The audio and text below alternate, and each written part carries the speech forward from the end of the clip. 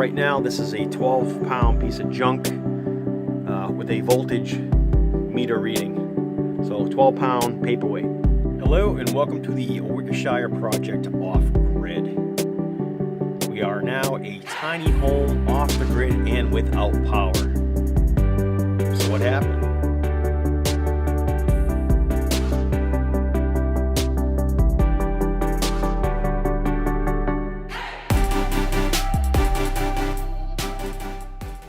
About 6 months back, we had a bad storm and a lightning strike hit pretty close by to the Shire, and what that did is traveled up through my system without tripping any breakers. And it was so sudden because when you build a solar system, there are multiple ways and steps to prevent lightning strikes and having excessive voltage fry your components. We do have multiple sets of breakers and safety all the way up through, but I don't have a lightning surge protector, so to speak. This beast here that weighs probably 12 pounds is our giant FlexMax 80 by Outback, and it handles a 4,000 watt array. It was, I think, electrically singed. The whole unit had shut down, gone to 0.01 volts on the PV panel. The PV panels out there, some of them fried. The connectors, which I had fixed and got everything up and working, plugged in the unit, rebooted everything, fiddled around with some settings, and this thing came back to life. The problem with this was in the back here, built in, there's a bunch of MOSFETs. There's a bunch of power MOSFETs. And those power MOSFETs are located underneath this PC board. And the way I know we burnt some electronics in there, especially the MOSFETs, is that that delicious melted electrical smell in there. But the unit was working again and had come back online, and we were running 3 panel arrays instead of all 5, and getting somewhere around, I would say, 30 amps at 48 volts. So it stayed alive for a while. Right now, this is a 12-pound piece of junk with a voltage meter reading. So 12-pound paperweight, or a 12-pound voltage meter. I don't need a 12-pound voltage meter. That would use way too much power. Anyways, this is DOA. Is it fixable by me? Absolutely. In here, I could get the control board, and underneath I could pull this all apart and order a whole new set of power MOSFETs and basically pull whatever here I have left out, replacing each power MOSFET, soldering and desoldering, getting that in. I don't have the proper tools for that because I have an average soldering iron, which is only like 30 watts, and it would just, yeah, it would be a pain. But it is fixable, but we need power. If you guys know anything about me in this channel, is I'm a preparer. Spent 10 years researching this stuff, and the life expectancy of our FlexMax roughly is about 7 years to be expected. Sometimes you get a little bit shorter, sometimes you get a little bit longer. But you're running a lot of voltage and amps through these units, and the electrical components will burn out. Everything degrades with heat, just, you know, with the thermal heat that's inside there, it's just gonna eventually wear parts and pieces out.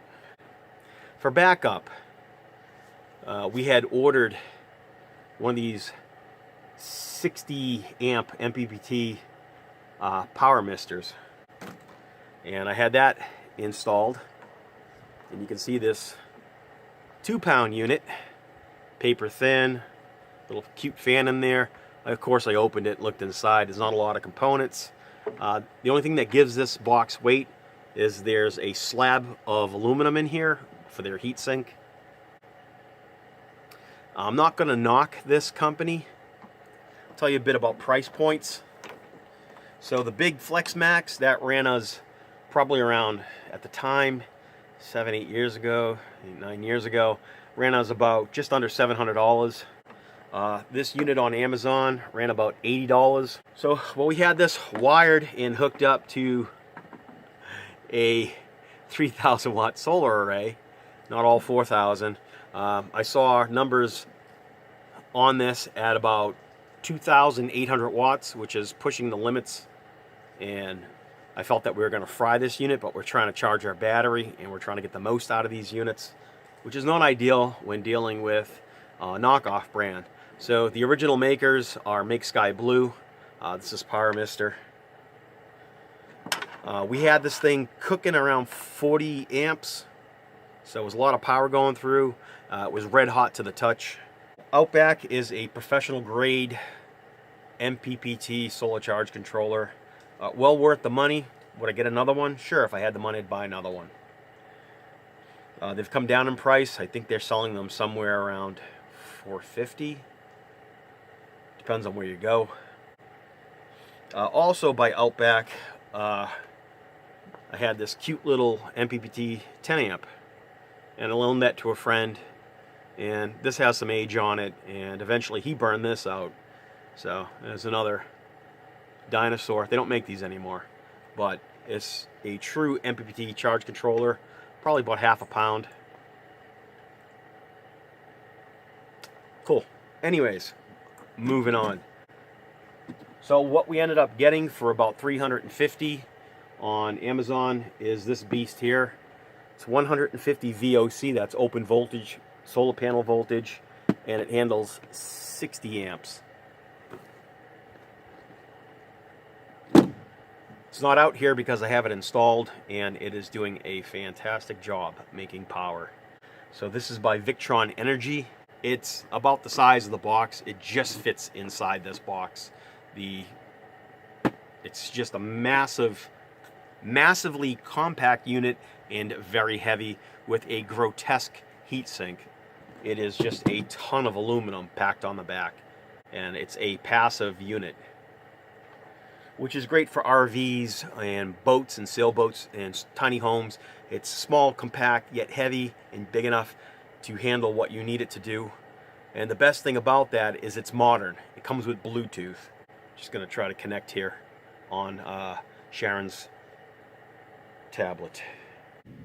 The sun in the morning is just coming up. It's probably around 9:30.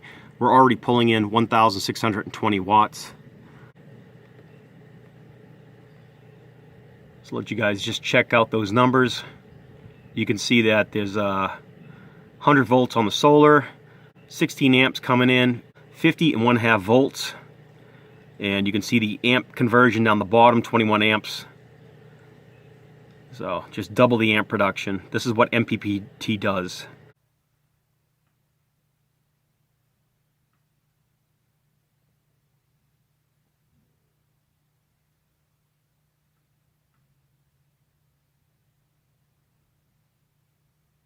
What is my favorite charge controller out of all of them? Definitely going to be the Victron Energy. It's a smart controller. You can dial everything on the phone. It's fairly automated. Everything you have to do on the phone is pretty simplistic. Because I'm an advanced user and I use a custom lithium battery built by David Paz of YouTube and funded by myself, the WickerShire project. That custom battery, we use the user-defined settings that are customized for that battery, and we can set the parameters in there as needed. The Power Mister does have user-defined settings in there. The manual is kind of so-so. You'd have to know a little bit about solar in order to program one of these. It's not very user-friendly, but for someone like me who dabbles in solar and can speak and talk solar, I could figure this out, and I could set my parameters to my lithium. Now, because we live off-grid, we depend strictly on solar power, and I need a dependable solar charge controller from a name brand. And with that comes a hefty price, but that's security. That's going to give you 5 to 10 years of charging your battery bank with a product that is backed up, has support.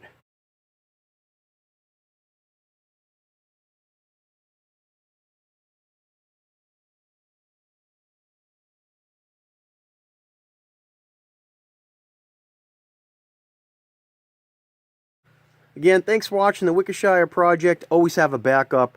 Keep yourself safe. And when messing with electricity, be very careful. We'll see you next time. Bye.